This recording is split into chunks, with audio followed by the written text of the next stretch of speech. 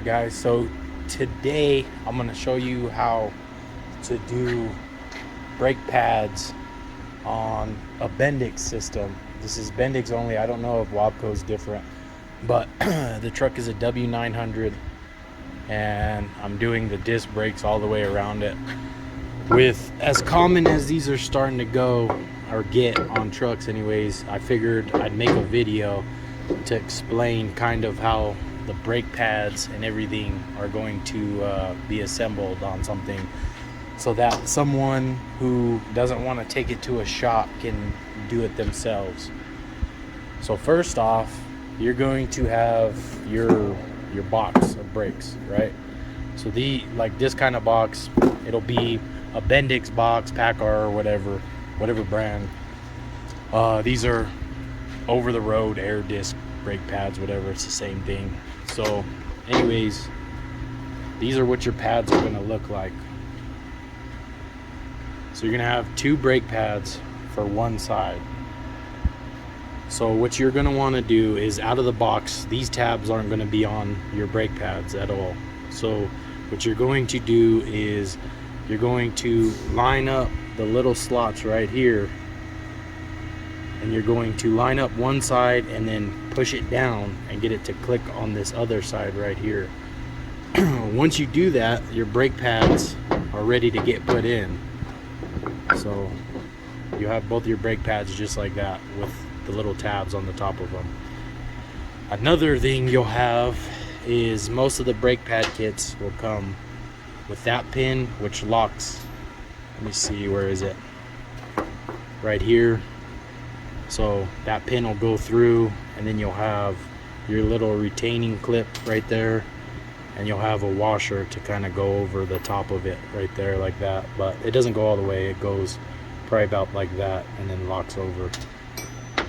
So anyways, first things first, you'll have to get the tires off. I've already done this side right here. I got to do them all the way around on this truck. But anyways, you're gonna have to get your tires off, make sure your wheels are chalked. That's like a really important step, because I have the whole back end of this truck lifted up in the air.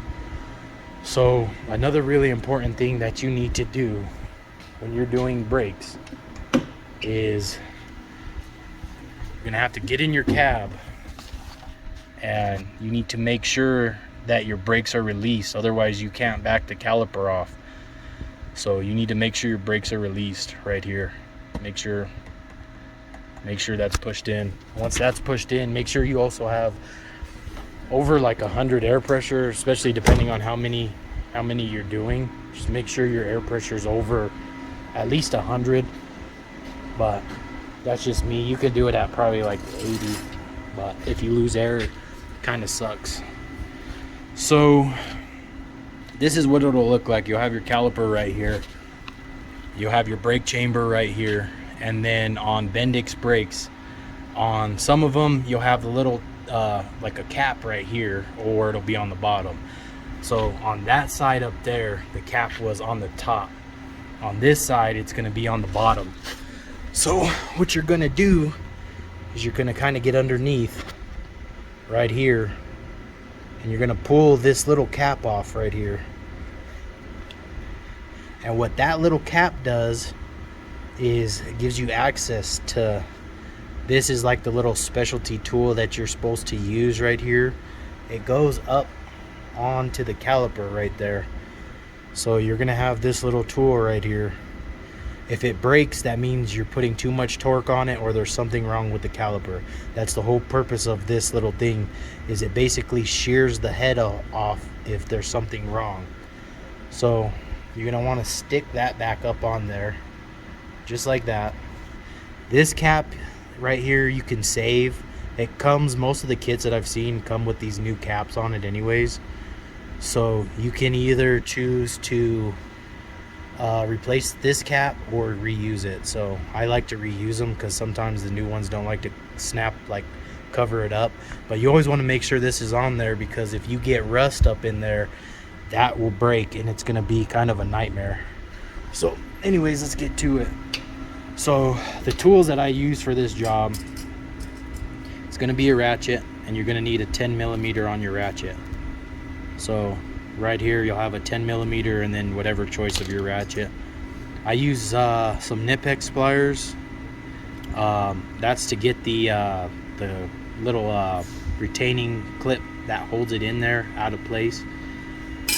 And then sometimes I use a hammer depending on how well the brake pads go in. So anyways, let me show you how to get it apart. And to make it faster, I'm not a flat rate tech. I used to be. I don't like doing it anymore. But if you want to make it a little faster, set your brakes up first. Get your brake pads right here. Put your brake pads kind of next to wherever you're going to be at. So put them right there so it's not that far. Grab, you're going to need your new pin. You're going to need your retaining clip. And then you're going to need your washer. And then you're going to need your new bracket that actually like holds the brakes into the place of the caliper. So once you have all this, what you can do is just set them to the side for now. You're going to use them in a second. So kind of put everything to the side. Grab your ratchet. And then you're going to go back underneath right here. You're going to make sure your ratchet's in the off position because you're backing them off. And then you're going to basically just go back. So I'm swinging the ratchet. It's going to be kind of hard for me to show the ratchet and what the pistons are doing in the caliper. So I'm going to show you the caliper. But just remember that I have my ratchet right there and I'm backing them off. You're going to hear audible clicks. And then you're also going to see the piston start moving backwards on the caliper. So you're going to keep going, and you want these calipers right here, or I mean these pistons right here. And you see that? That's kind of loose right there, but anyways, you're going to get these all the way flush back here because that makes the brake pads going in a lot easier. So anyways, you're going to keep going, keep going, keep going. You're going to go all the way back. Now sometimes, I'm going to say this, sometimes when you first go to like back it off, the caliper, and that thing shears right away and it only moves a little bit, and then you try to put a new tool on it to try to back it off again, it'll snap right again. That means something internally in the caliper has came apart. So you can choose to rebuild the caliper, but either way this caliper is going to have to come apart. So you can either choose to rebuild it or get a new caliper. Rebuilding them is not that bad. If you could find the rebuild kit for them, it's kind of hard to get parts right now. But anyways, just keep that in mind. If as long as you have the brakes released and you put that you put your ratchet on there and it snaps it like right away, you got something wrong with your caliper. So anyways, we're going to keep going back. We're going to take the pistons all the way back as far as it goes. So that's all the way. That's maxed. Right there is maxed. So what that means is if I was to force more on it, it's going to shear that off, because that's what that tool is supposed to do, to prevent you from going any tighter or any loosening up any further than it needs to go. Alright, so now we got this bracket, which is new in the kit, this pin, which is new in the kit, and then we have right here, which is the retaining ring, and then the little washer right here. So now you're gonna grab your Knipex pliers, and you're just gonna turn this to where you can easily get to your pretty much your little retaining clip thing right here. So you're gonna kind of want to get on it and then just kind of wiggle it out just like that, and then that'll come out. Next thing you want to do is this pin has to come out. So the easiest way for me is I push down and then I pop the pin out. So if you give me a second, let me try to adjust the camera, because it kind of takes two hands to do this, but I'll try to adjust it to where it'll, let's see. Anyway, you can use a hammer too, but either or. You kind of just want to kind of lift it up and then just slowly work it out. It's easier to put your hand on it, but like I said, you kind of need 2 hands for that. Anyways, we're gonna get this out of there.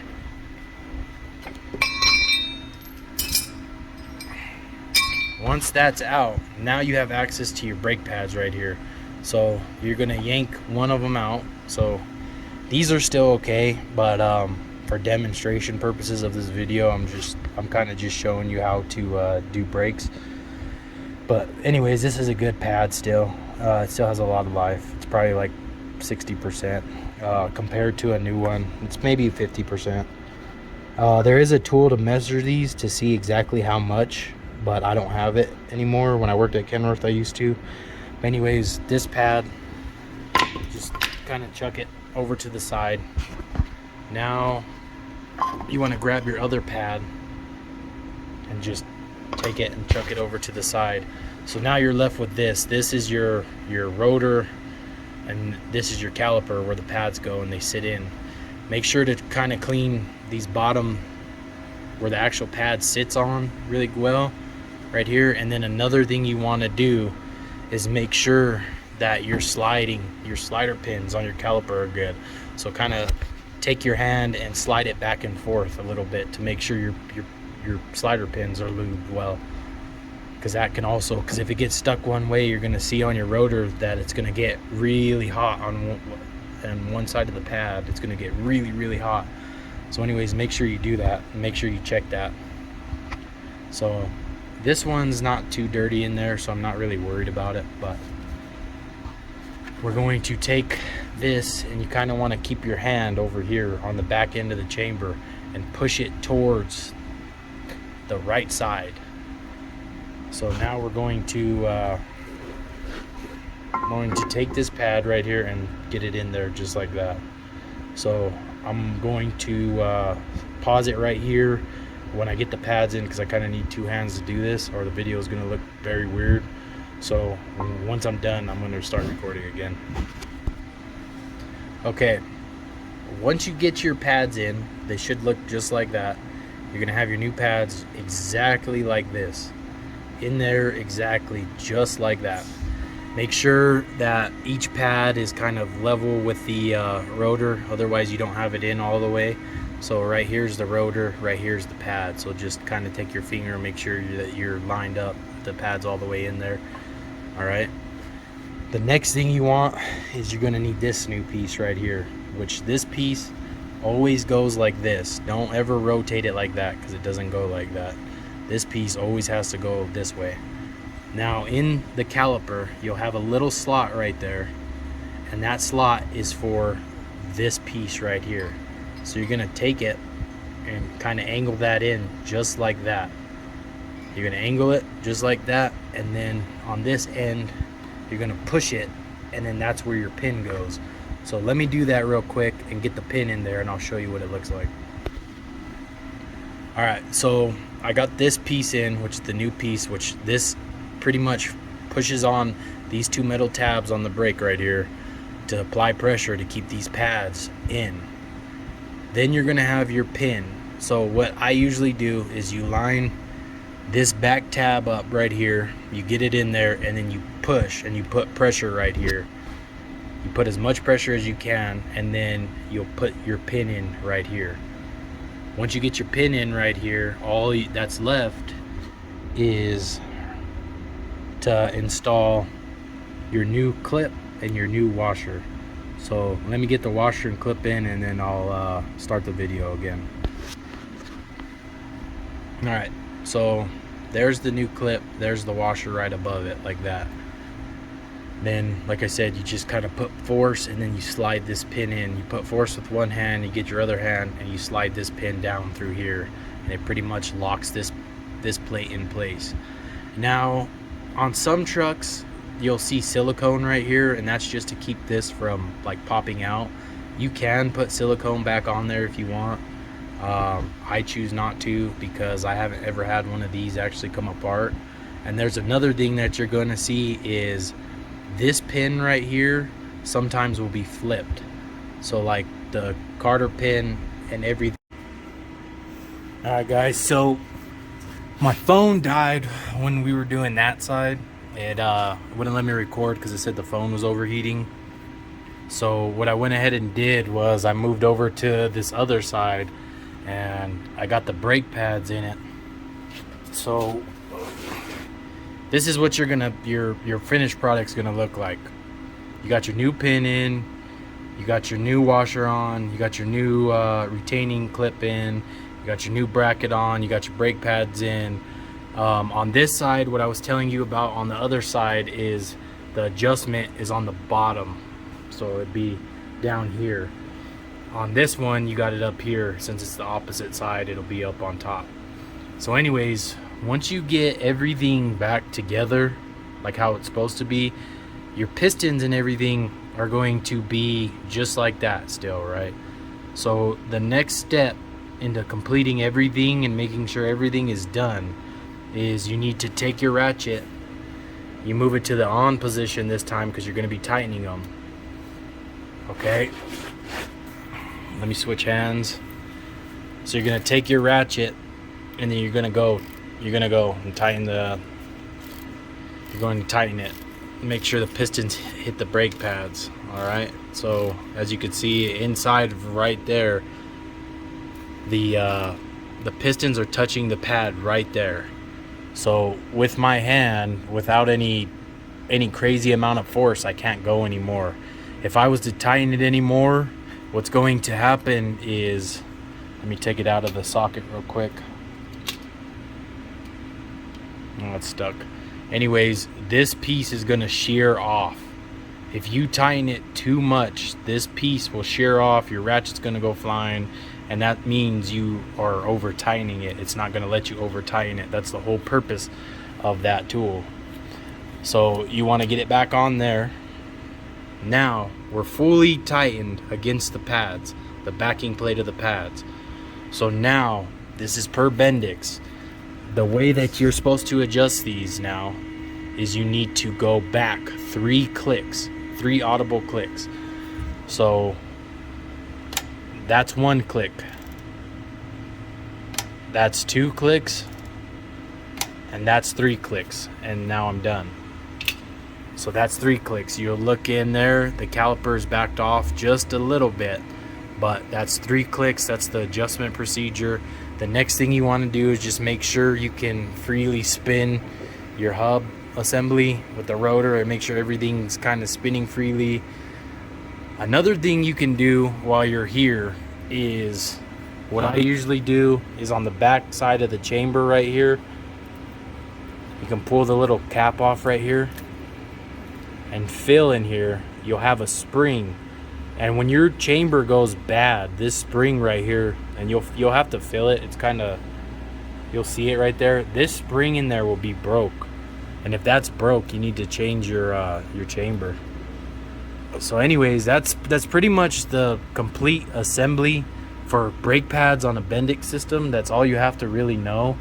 The only other thing is you pretty much put your cap back in there and make sure to put the little rubber piece that goes over back on so you don't get any water and it doesn't rust, or you don't get no dirt in there. Because like I said, the next time you go to try to do your brakes, if the cap's off, you're gonna have a really big nightmare trying to back your brakes off again. But anyways, that's pretty much the procedure for it. It's the same on the steer axle as it is. These are the drives, so it's pretty much the same exact thing on steer axles. I'm gonna be posting a lot more videos to my YouTube channel. I'm mostly a PACCAR and a Kenworth tech and a Cummins tech. So once I start actually having problems with PACCARs, I'm gonna start uploading a bunch of stuff with PACCARs, with Cummins, and yeah, I'll start uploading it. So thank you guys for watching, and I hope this helps somebody.